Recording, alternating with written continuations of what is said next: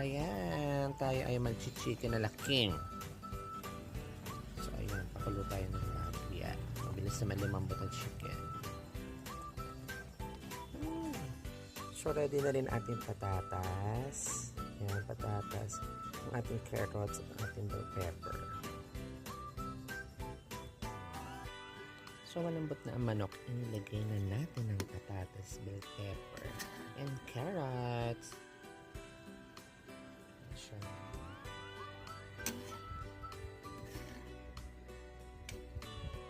At ito na nga, luto na ang ating chicken alaking. Napakasarap.